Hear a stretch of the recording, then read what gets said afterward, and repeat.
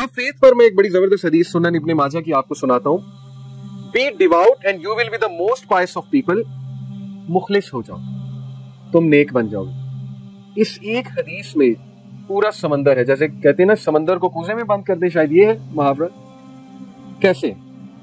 मुखलिस बनने से क्या मुराद है? जो बंदा अपने आप से मुखलिस है वो गुनाह नहीं करेगा।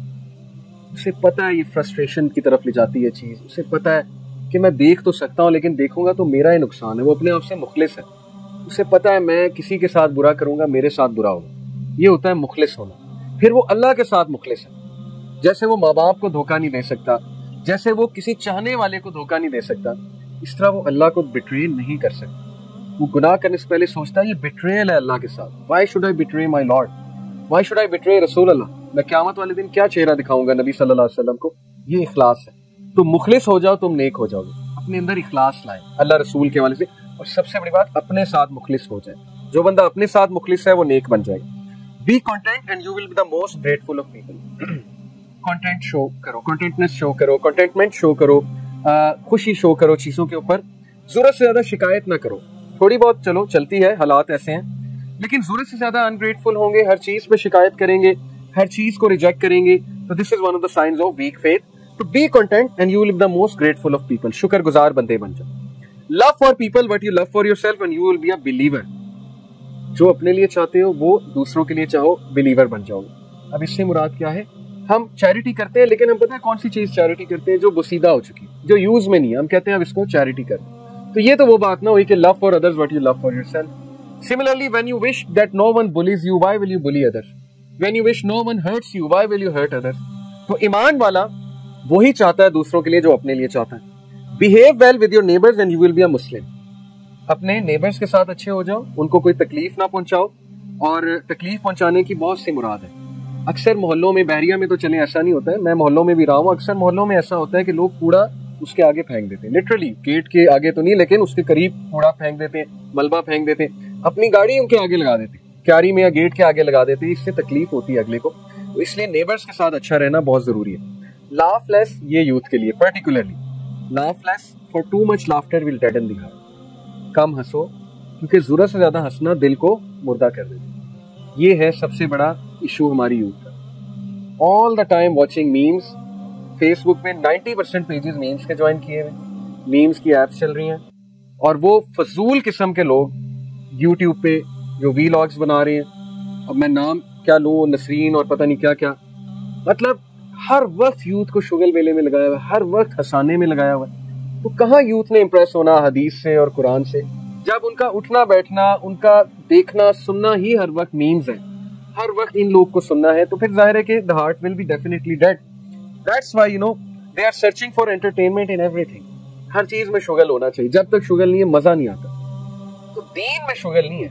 अगर आप कुरान में एंटरटेनमेंट ढूंढ रहे हैं तो कुरान में एंटरटेनमेंट नहीं है, कुरान में तो बशारत है और कुरान ने डराया है। तो हमारी यूथ का अनफॉर्चुनेटली मिजाज ही ऐसा बन रहा है कि नहीं, शुगल होना चाहिए हर चीज में। So please be aware. You can have fun, you can watch memes, there are some good memes. बंदा एंजॉय करता है उन मीम्स को। हमारा यूथ क्लब का एक ग्रुप है व्हाट्सएप पे, हम बहुत मीम्स शेयर करते हैं। जो भाई सामने बैठे जो रिकॉर्ड करे इस वक्त, उन्हें पता है। तो हम भी एंजॉय करते हैं। We make memes on each other. हम माइंड नहीं करते, बट जाहिर है कि वहां पर रिमाइंडर्स भी शेयर होते हैं। Not only memes, we also remind each other. So there should be a balance. This is Sunan Ibn माजा। और देखिए, जरूरत से ज्यादा मजाक, उमर बिन अब्दुल अजीज ने कहा था कि जरूरत से ज्यादा मजाक दुश्मनी को खींच लाता, इट ब्रिंग्स एनमिटी। दोस्त मजाक करते हैं, लेकिन मजाक एक हद तक होता है। ज्यादातर लड़ाइयां मैं आपको बताऊं, टीनेज में जो मेरी भी हुई थी, वो मजाक की वजह से हुई। एक दोस्त मजाक करता था, लेकिन बहुत ज्यादा मजाक करता था, इंसल्ट करने लग गया महफिल में। जैसे जुगतों का कल्चर बहुत आम है हमारे यहाँ, तो मजाक की एक हद होती है, उसके बाद फिर लड़ाई होती है। इसलिए we have to learn this कि मजाक एक हद तक है। फिर एक हदीस है, अमार बिन Yasir, may Allah be pleased with him, he said, whoever has 3 qualities will have completed the faith. जिसमें ये 3 क्वालिटीज हैं, उसका ईमान कामिल है। Number 1, fairness from yourself to others. दूसरों के साथ जस्टिस, फेयर होना। और ये बहुत मुश्किल काम है, यकीन करें बहुत मुश्किल काम है। हम हमेशा अपने क्लोज लोगों को फेवर करते हैं और अपने दोस्तों को, चाहे वो गलत है, फेवर करते हैं। जैसे आजकल यूथ के फड्डे नहीं होते, तो वो दोस्त आके कहता है मुझे फलाने ने धमकी लगाई, थ्रेट किया, चलो भाई हॉकियां उठाओ और चलो। ये LGS, बीकन, HSN में बड़े पढ़े होते हैं, मैं तो चूंकि पढ़ाता हूँ यूथ को, सो आई नो। अब वो ये कोई नहीं देखता कि यार इसका कसूर ना हो, इसने कोई बगैरती ना की हो, sorry to use this word.